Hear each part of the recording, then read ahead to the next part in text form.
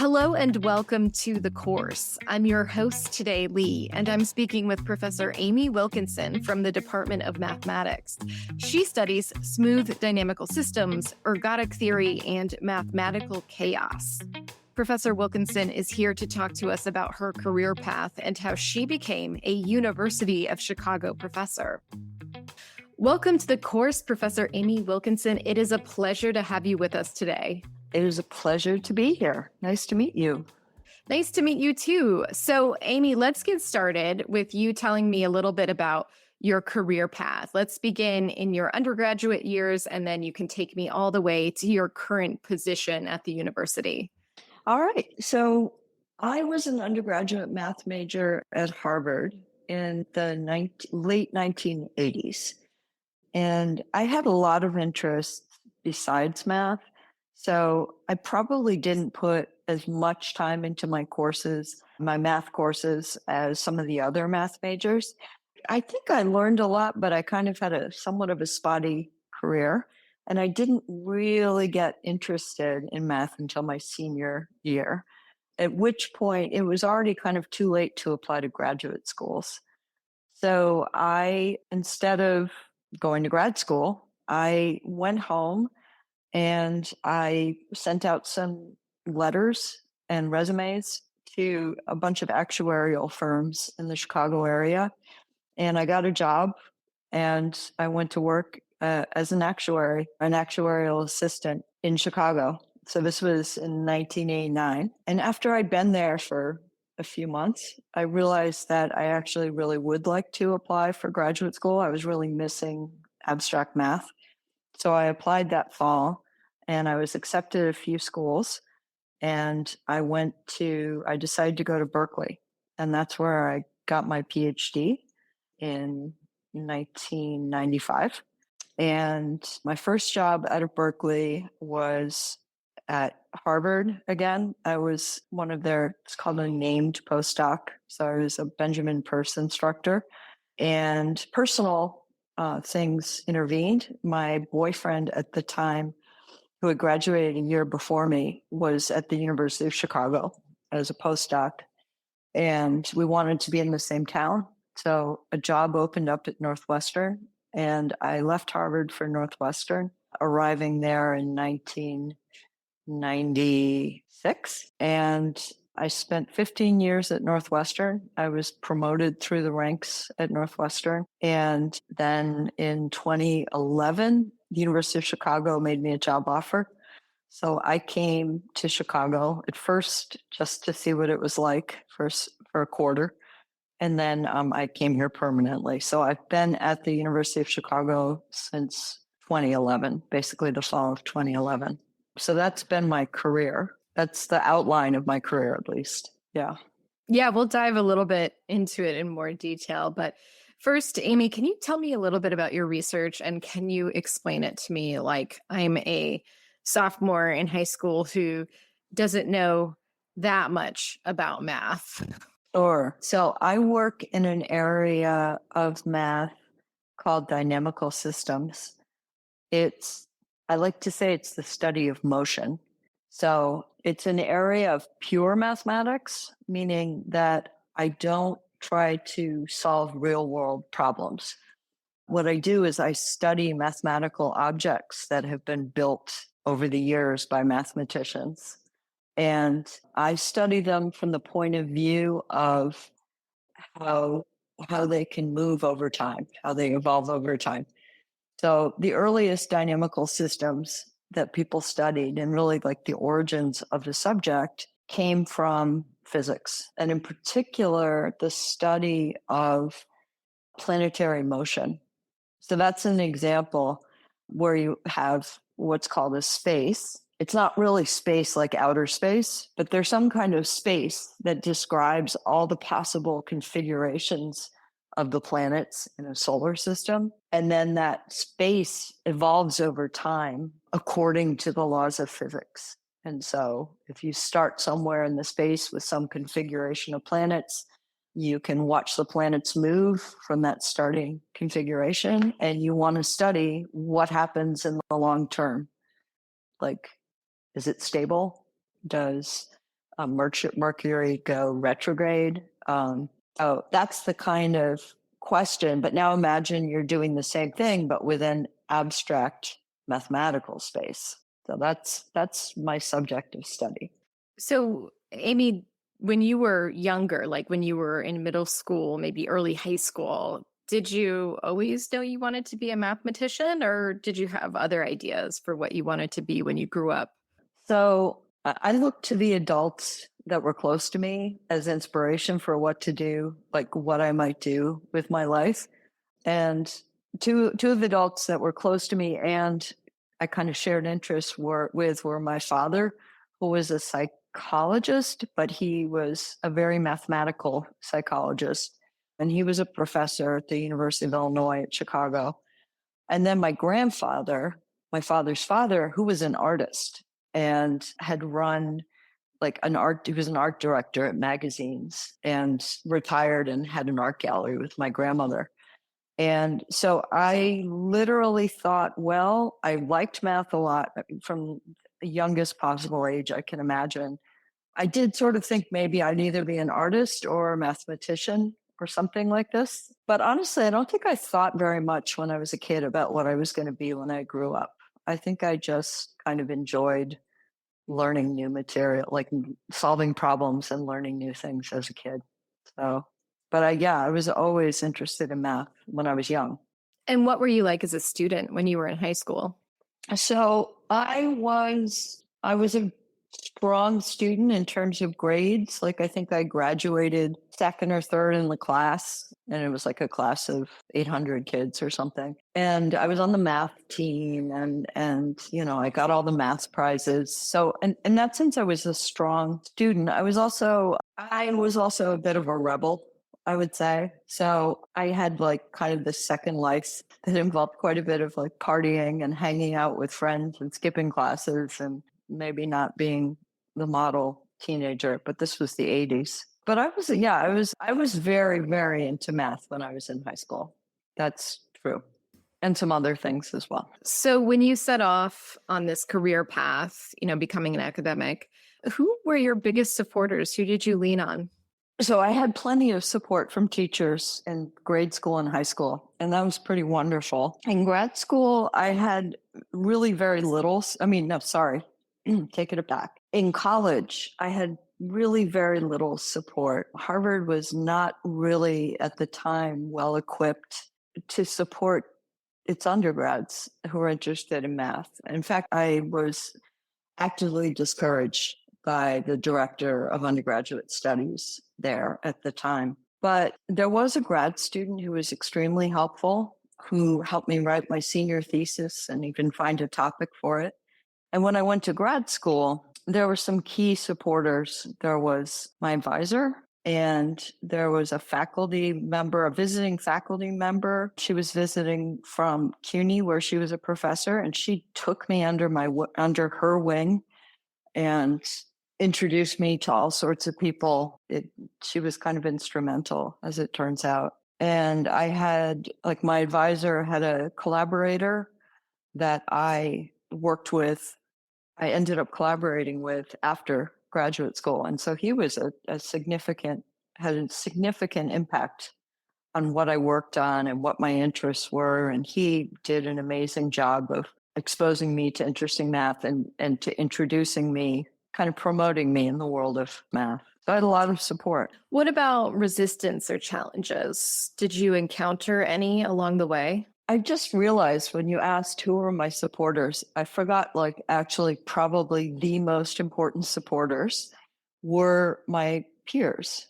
So in college, I did problem sets with other undergraduates. It was absolutely key. I mean, I made friends who are still friends of mine, who are still mathematicians back then. In graduate school, my office mate, he alone probably taught me more math than I learned from any classes when I was a student at Berkeley. But I mean, anyway, going back to the question of challenges, yeah, I mean, the sort of general lack of, I would say, almost apathetic atmosphere at Harvard toward the undergraduates was a challenge for me. It made me wonder whether I should even do this mathematics thing, or I should pursue it. And being a woman back in the 80s, I mean, it's a little better now, but back in the 80s, it was pretty bad. There were very few women undergraduate math majors, and very few of them went to grad school in math.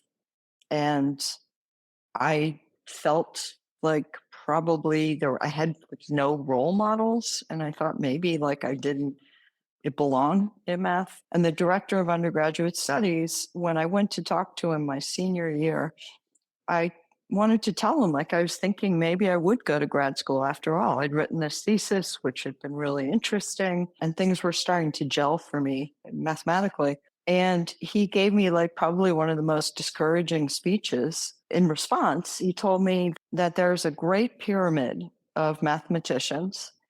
Most mathematicians are at the bottom, a few are at the top, but the vast majority, of course, as pyramids are occupying the bottom part. And as long as I was okay with occupying the bottom part, be my guest and go to grad school. I don't know if he was actively trying to discourage me. I think it was something more complicated than that. But he had a tendency to say very discouraging things to young women. The stories I know about are all women who went on to get PhDs in mathematics. And a few of them are extremely successful mathematicians. So, yeah, I mean, I guess we all probably reacted to that in the same way, which is sort of like, fuck you, gonna go do it anyway, not gonna listen to you. So I'm also interested in why you wanted to become a professor versus, something else that involves math. I wasn't really aware of many other things that involve math. And what I really decided when I was an actuarial assistant, which is one of these jobs that supposedly involves a fair amount of math, I realized that what I really missed was pure math. I mean, I enjoyed being an actuary, probably more for the interpersonal part of it, like advising people, consulting, but I really miss pure math. And if you do applied math, I think there are a lot of other jobs that are challenging and fun and very interesting, and they give you hard problems to solve. But there is no other job that does pure mathematics. So if I wanted to do pure mathematics, I kind of have to be an academic. I mean, there's a few government jobs that involve pure mathematics to a certain extent. Once I decided that I wanted to do mathematics, as long as I wanted to do it, I kind of had to stay in academia, which isn't to say that I was ever sure of myself. Like, I took everything starting in grad school. I just took everything one day at a time. And as long as I was enjoying math, I kept doing it. But I did not plan. I couldn't, when I started graduate school, I couldn't imagine myself being a postdoc. I couldn't imagine myself ever teaching, algebra to college students. Once I got a PhD and I was a postdoc, I couldn't imagine myself being a tenured professor, but I just kept stuck with it. And eventually here I am. And how did you come to discover your particular research expertise? That's very interesting. It was when I was an undergraduate, the summer after my sophomore year of college, there was a research program called an REU, a Research Experience for Undergraduates program in Duluth, Minnesota. And I managed to get into it thanks to a friend of mine, later became a friend of mine, somehow got me into this program. It was a very small program. And we had lectures from graduate students who had formerly done the program. And one of them was a graduate student from the University of Chicago. And he gave a lecture about something called ergodic theory and the ergodic theorem. And he talked about this mathematical theorem as a problem of how do you measure the temperature of a circular piece of wire without knowing the temperature at all the points at once.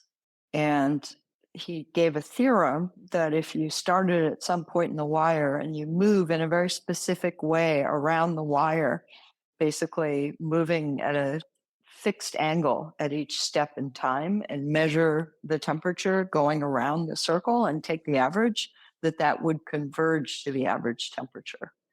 And I thought this was really amazing because all of the math that I had seen up till then was very static, or so it seemed to me. Like you were studying these objects. And suddenly these objects, there was motion. There's a point moving around a circle, and there's a mathematical theorem about that. So that really captured my imagination. And I went back to Harvard and told one of the faculty members that I was kind of interested in this, and he found a graduate student. He was teaching an undergraduate course in the subject. And so I learned more from him, and then I learned about a course at Boston University, and I started learning about this subject. So by the time I was finishing, I actually was quite interested in dynamics and ergodic theory. And I chose Berkeley because there was someone there who did ergodic theory. I ended up not working with that person, but it was a good place to be if you were interested in dynamical systems. And it was almost like for personal reasons, I ended up at Berkeley. And for personal reasons, I ended up working with who I worked with, but I really loved the subject. What you think is the most fun aspect of the job that you do? Yeah, I think for me, the most fun, probably I love solving problems. That's fun, but also very challenging because you're often just beating your head against a wall for weeks, months at a time, not getting anywhere. So the fun part of that is when you actually solve a problem and then you feel you just get this incredible rush. But like on a day-to-day basis, I love communicating math. I love giving talks about my research. And I absolutely love teaching and working with undergraduates and graduate students. So for me, the most fun is watching a student go from not knowing something to knowing something very well to knowing something better than I know it. I love the process of learning. I love learning from other people and students and also colleagues. So for me, the constant process of learning and interacting with other interested and curious people is the height of pleasure. I mean, that's why I do this job. And on the flip side of that, what is the least fun part of your job? Grading exams. Definitely grading exams. I think that's the only part of my job I don't like. I mean, there's administrative stuff that I have to do, a fair amount of it too. It's work. And, writing, you have to write a lot of letters of recommendation for students and for people who are being promoted and so on. That's work, but nothing is worse than having a pile of 50 exams sitting in front of you and knowing that you absolutely have to go through that pile of 50 exams and assign grades in the next 2 days. A somewhat universal answer among the faculty members I've spoken to. No one likes grading. So we were talking about this before we started recording, Amie, but you mentioned that you have had some experiences abroad. Can you tell me about those? So I've had a lot of experiences abroad in the sense that mathematicians are a highly collaborative group. And so we spend a lot of time together working on math problems. And that means that I travel sometimes I've traveled for up to a month. A lot of mathematicians do much longer traveling, but family reasons, I couldn't really travel more. But I've traveled all over the world. And currently I have collaborators I have one in Brazil and Switzerland. He splits his time. One in France, one in Sweden, and one in China. These are the people I'm working with right now, different projects. So I traveled to all these countries. So yeah, I've traveled extensively for collaboration and for conferences. One place I'd like to go, I had opportunities, but I couldn't do it, is Africa. There's lots of math going on in Africa, and I haven't had a chance to travel there. But I've traveled almost everywhere, at least every other inhabited continent, I think I've traveled to. So tell me about where you aspire to be. What are your professional ambitions moving forward? So my professional ambitions moving forward are just to keep learning new things and proving new things, hopefully. But at the very least, I want to keep just making new discoveries and learning new math. It's my dream job. So I don't have any like professional ambitions beyond just doing what I'm doing.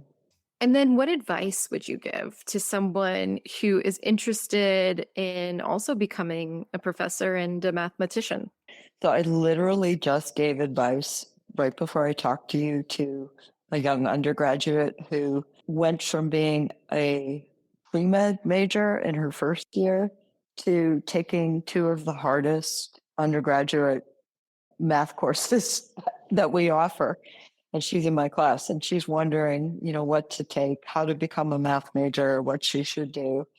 And I mean, my advice is pretty standardized for young people who ask, and that is to learn as much math as you can and have as much fun as you can while you're doing it, and to dive into the math and be sure to like stop and smell the roses, like mathematical and otherwise. Because I think I've seen young people burn out really quickly when they're too focused on their future career. And I think it's a big mistake. And I think for me, like taking that year off before going to grad school was vital. It really re-energized me. It made me realize why I was doing math. I was doing it for myself and not to please anybody else or not because it was what was expected of me. So my advice is that, yes. And then finally, Amie, what would you say is the most gratifying or fulfilling part of the work that you do? Yeah, the most gratifying, fulfilling part is mentoring younger people. Absolutely. It's a little bit like raising children. I mean, it's a lot of work. There's tough times, but once you graduate someone, there's no better feeling.